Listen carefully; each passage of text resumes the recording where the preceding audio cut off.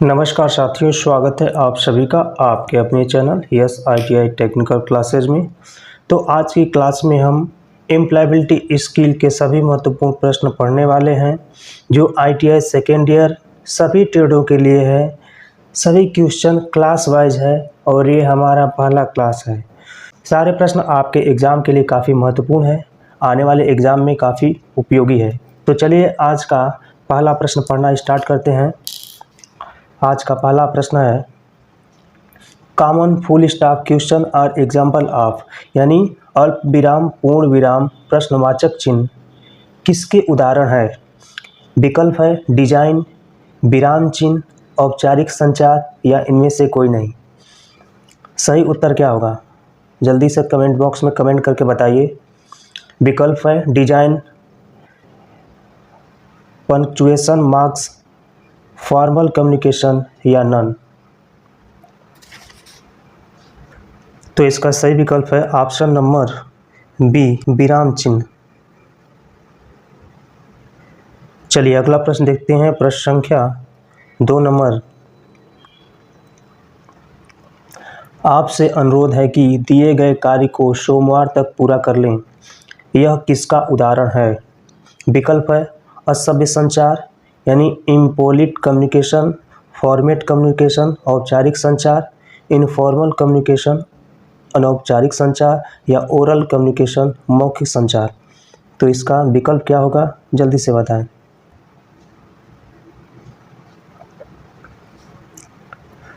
तो इसका सही विकल्प हो जाएगा option number B, formal communication औपचारिक संचार। चलिए अगला प्रश्न देखते हैं। प्रश्न संख्या 3 नंबर, हाव भाव चेहरे के भाव आँखों से संपर्क में किसके उदाहरण है। विकल्प है वर्बल कम्युनिकेशन यानी मौखिक संचार, नॉन वर्बल कम्युनिकेशन अनकहा संचार या एक्टिंग स्किल्स अभिनव कौशल, कम्युनिकेशन स्किल संचार कौशल। तो इसका सही विकल्प क्या होगा जल्दी से आप लोग कमेंट बॉक्स में कमेंट करके बताइए। यह क्लास ITI सेकेंड ईयर के सभी ट्रेड के लिए है, तो इसमें कोई सोचने वाली बात नहीं है। या वो इलेक्ट्रीशियन हो या फिटर हो या ट्रैक्टर मैकेनिक हो, मोटर मैकेनिक हो, इलेक्ट्रॉनिक मैकेनिक हो, सभी ट्रेड के लिए है। तो प्रश्न संख्या 3 का सही विकल्प हो जाएगा option number B, non verbal communication यानी अनकहा संचार। जैसे आप किसी के चेहरे के हाव भाव को देख लेते हैं, आँखों से जो संपर्क होता है उससे आप उसके अंदर के भाव को आप जान लेते हैं। तो आपने तो कुछ कहा नहीं, उसके चेहरे को ही देखा, उसके आँखों को देखा, उसके हाव भाव को देखा, उसका नज़रिया क्या है, वो अभी क्या सोच रहा है, गुस्से में है या खुशी मन से है, ये आप पहचान लेते हैं। तो ये है अनकहा संचार। तो सही विकल्प हो जाएगा ऑप्शन नंबर बी। चलिए अगला प्रश्न देखते हैं। प्रश्न संख्या 4 नंबर,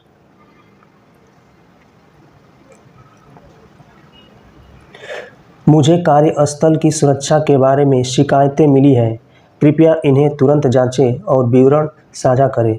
मुझे, यह ... का उदाहरण है, यानी यह किसका उदाहरण है। विकल्प है कैजुअल कम्युनिकेशन यानी आकस्मिक संचार, फॉर्मल वर्क प्लेस कम्युनिकेशन यानी औपचारिक कार्यस्थल, फॉर्मल कम्युनिकेशन यानी अनौपचारिक संचार या इनफॉर्मल वर्क प्लेस कम्युनिकेशन यानी अनौपचारिक कार्यस्थल संचार। तो इसका सही विकल्प क्या होगा जल्दी से आप लोग कमेंट बॉक्स में कमेंट करके बताइए।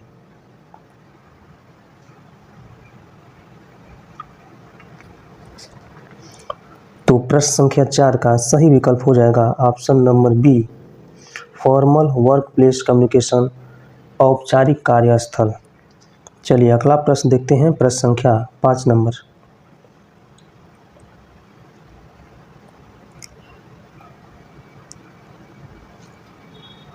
अभिवादन आपको ... में मदद करता है, यानी अभिवादन आपको किस में मदद करता है। विकल्प है किसी ऐसे व्यक्ति के साथ संबंध स्थापित करें जिससे आप औपचारिक और अनौपचारिक स्थितियों में मिलते हैं। किसी ऐसे व्यक्ति के साथ संबंध स्थापित करें जिससे आप अनौपचारिक स्थिति में मिलते हैं। किसी ऐसे व्यक्ति के साथ संबंध स्थापित करें जिससे आप औपचारिक स्थिति में मिलते हैं या सौहार्दपूर्ण संबंध स्थापित करते हैं। तो इसका सही विकल्प क्या होगा? जल्दी से उत्तर दीजिए। तो इसका सही विकल्प हो जाएगा ऑप्शन नंबर ए, किसी ऐसे व्यक्ति के साथ संबंध स्थापित करें जिससे आप औपचारिक और अनौपचारिक स्थिति में मिलते हैं। चलिए अगला प्रश्न देखिए, प्रश्न संख्या 6 नंबर।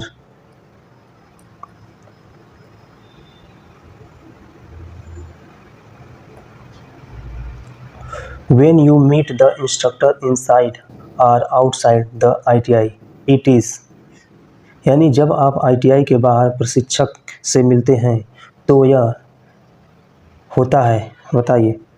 विकल्प है ऑलवेज फॉर्मल, हमेशा औपचारिक, ऑलवेज इनफॉर्मल, हमेशा अनौपचारिक, formal inside the ITI, ITI के अंदर औपचारिक, या informal outside the ITI, ITI के बाहर अनौपचारिक।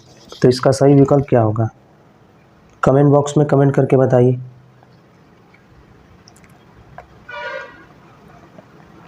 तो इसका सही विकल्प हो जाएगा option number A, always formal, हमेशा औपचारिक। जब आप ITI के बाहर मिलते हैं तो यह हमेशा औपचारिक होता है, जो आपका मेल मिलाप होता है वो औपचारिक होता है। चलिए अगला प्रश्न देखिए, प्रश्न संख्या 7 नंबर। In the contents of an interview ... greeting is to be use, यानी साक्षात्कार के संदर्भ में कैसे अभिभावक का प्रयोग करना है। विकल्प है फॉर्मल, इनफॉर्मल, फ्रेंडली या कॉर्डियल, यानी हार्दिक, औपचारिक, अनौपचारिक, अनुकूल या हार्दिक। तो इसका सही विकल्प क्या होगा? जल्दी से आप लोग कमेंट बॉक्स में कमेंट करके बताइए। तो इसका सही विकल्प हो जाएगा ऑप्शन नंबर ए, फॉर्मल यानी औपचारिक। साक्षात्कार के संबंध में औपचारिक अभिवादन का प्रयोग करना है। चलिए अगला प्रश्न देखिए, प्रश्न संख्या 8 नंबर।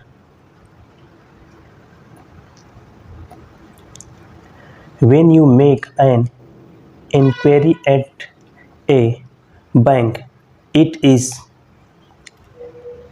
dash situation, यानी जब आप किसी बैंक में पूछताछ करते हैं तो यह किस स्थिति में होता है?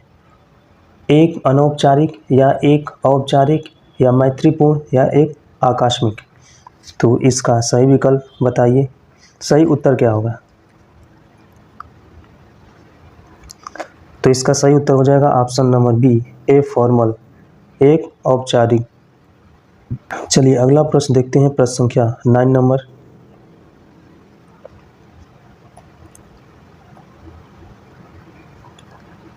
During the COVID-19 pandemic, it is better to dash that shake hand and say namaste then. महामारी के दौरान हाथ मिलाने की तुलना में डैश और डैश से नमस्ते कहना बेहतर है। विकल्प है हग, वेव हैंड यानी गले लगाओ और हाथ हिलाओ, वेव हैंड हग यानी हाथ हिलाओ गले लगाओ, होल्ड हैंड्स हग यानी हाथ पकड़ो गले लगाओ, या नन यानी इनमें से कोई नहीं। तो सही विकल्प क्या होगा? जल्दी से बताइए। कोविड-19 का दौर याद करिए। कोविड-19 के दौर में आप लोग कैसे एक दूसरे के साथ व्यवहार करते थे, कैसे एक दूसरे के साथ रहते थे, इसी में इस प्रश्न का उत्तर छिपा हुआ है। तो इसका सही विकल्प हो जाएगा option number B, wave hand hug यानी हाथ हिलाओ गले लगाओ। ऑप्शन नंबर बी सही है। चलिए अगला प्रश्न देखिए, प्रश्न संख्या 10 नंबर। A good dash help to create a good first impression, एक अच्छा डैश एक अच्छा वाला प्रभाव बनाने में मदद करता है। फैमिली यानी परिवार, फ्रेंड्स दोस्त, सेल्फ इंट्रोडक्शन आत्म परिचय, या ऑल ऑफ दीज ऊपर के सभी। तो इसका सही विकल्प क्या होगा, जल्दी से बताइए।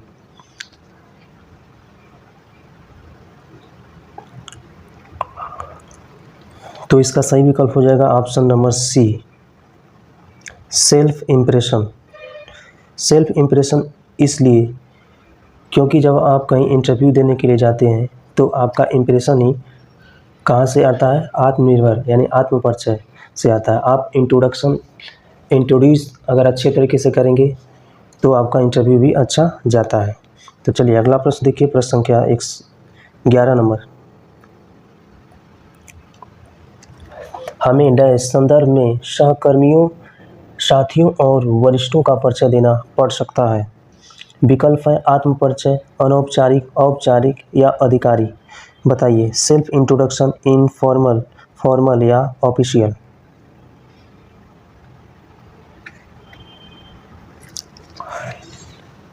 तो इसका सही विकल्प हो जाएगा ऑप्शन नंबर सी, फॉर्मल यानी औपचारिक। चलिए अगला प्रश्न देखिए, प्रश्न संख्या 12।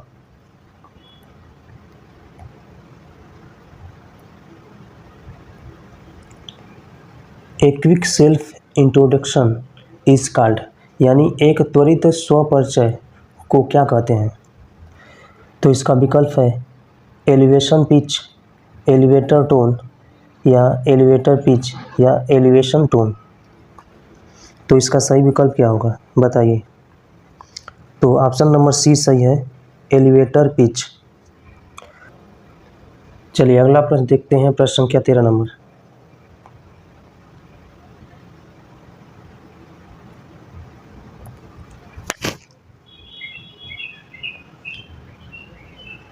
जब आप अपने पिता के साथ किसी मित्र की विवाह में उपस्थित हों तो तुम्हें अपने पिता का अपने मित्र से और अपने मित्र का अपने पिता से परिचय कराना पड़े, यह किस तरह की स्थिति है। विकल्प है एलिवेटर पिच, फॉर्मल, इनफॉर्मल या एलिवेशन टोन। तो इसका सही विकल्प क्या होगा, तो इसका सही विकल्प हो जाएगा ऑप्शन नंबर सी, अनौपचारिक। चलिए अगला प्रश्न देखिए, प्रश्न संख्या 14 नंबर।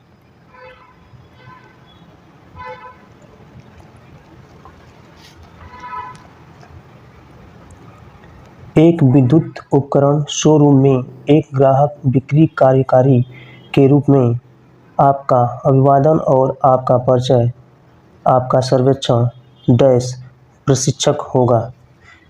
विकल्प है वर्णनात्मक, औपचारिक, अनौपचारिक या ऊंचाई टोन। डिस्क्रिप्टिव, फॉर्मल, इनफॉर्मल या एलिवेटर टोन। तो इसका कौन सा विकल्प सही होगा, जल्दी से आप लोग कमेंट बॉक्स में कमेंट करके बताइए। तो इसका सही विकल्प हो जाएगा ऑप्शन नंबर बी, फॉर्मल यानी औपचारिक। चलिए अगला प्रश्न देखिए, प्रश्न संख्या 15 नंबर।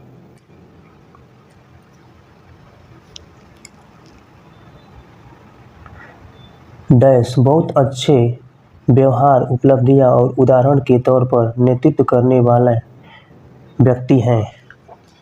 विकल्प है ग्राहक सेवा अधिकारी, बिक्री पर्यवेक्षक, ITI प्रशिक्षक या रोल मॉडल। तो इसका सही विकल्प क्या होगा, जल्दी से कमेंट बॉक्स में कमेंट करके बताइए। तो इसका सही विकल्प हो जाएगा option number D, role models. चलिए प्रश्न संख्या 16 नंबर देखते हैं।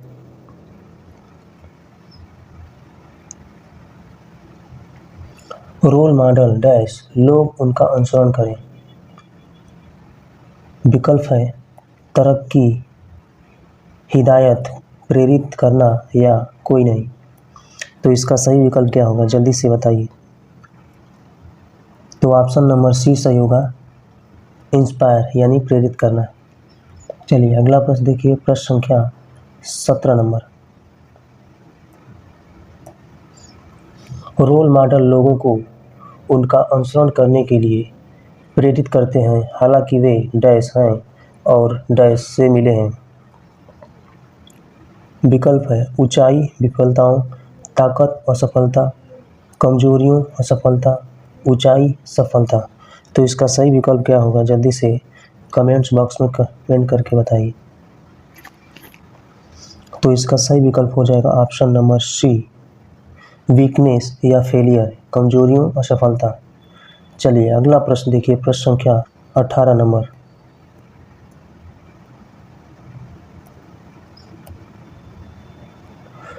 मनुष्य स्वभाव से डैश होते हैं, यह डैश आदतों की खेती है जो एक बेहतर इंसान बनाती है। विकल्प है उत्तम अच्छा, उत्तम सभी, या अपूर्ण अच्छा, या अपूर्ण कमजोर। तो इसका सही विकल्प क्या होगा, जल्दी से कमेंट बॉक्स में कमेंट करके बताइए। तो इसका सही विकल्प हो जाएगा option number C, imperfect good, यानी अपूर्ण अच्छा। चलिए अगला प्रश्न देखते हैं, प्रश्न संख्या 19 नंबर। व्यक्ति में अपूर्णताओं के समुच्चय को डैश कहते हैं। विकल्प है ताकत, उन्नयन, नकल, या कमजोरियां। तो इसका सही विकल्प क्या होगा, जल्दी से कमेंट बॉक्स में कमेंट करके बताइए। तो इसका सही विकल्प हो जाएगा ऑप्शन नंबर डी, कमजोरियां। चलिए आज का अंतिम प्रश्न है 20 नंबर। रोल मॉडल की ताकत डैश मिलती है जबकि कमजोरियों की डैश मिलती है, बताइए। विकल्प है ध्यान दिया किसी का ध्यान नहीं, लिफ्ट देखा किसी का ध्यान नहीं गया, या फिर ध्यान दिया गया या कोई नहीं। तो इसका सही उत्तर क्या होगा, जल्दी से कमेंट बॉक्स में कमेंट करके बताइए। तो इसका सही विकल्प हो जाएगा ऑप्शन नंबर ए, ध्यान दिया या किसी का ध्यान नहीं, यानी नोटिस्ड या नो नोटिस्ड। तो ये हमारी एम्प्लॉयबिलिटी स्किल की पहली क्लास थी, जिसमें नीमी पीडीएफ के सभी महत्वपूर्ण प्रश्नों को पढ़ाया गया, जो आपकी एग्ज़ाम की दृष्टि से काफ़ी महत्वपूर्ण है। यदि आप इलेक्ट्रीशियन के स्टूडेंट हैं तो आप इलेक्ट्रीशियन थ्योरी की क्लास भी अटेंड कर सकते हैं। आप प्ले लिस्ट में जाइए और वहां से इलेक्ट्रीशियन थ्योरी की क्लास पा सकते हैं। चैनल पे पहली बार जुड़ रहे हैं तो चैनल को सब्सक्राइब कर दीजिए, बेल आइकन प्रेस करके ऑल पे क्लिक कर दीजिए। इसी तरह की वीडियो इस चैनल के माध्यम से प्रोवाइड कराई जाती है और ITI की CBT एग्ज़ाम की तैयारी कराई जाती है। तो मिलते हैं अगली क्लास में, तब तक के लिए जय हिंद, धन्यवाद।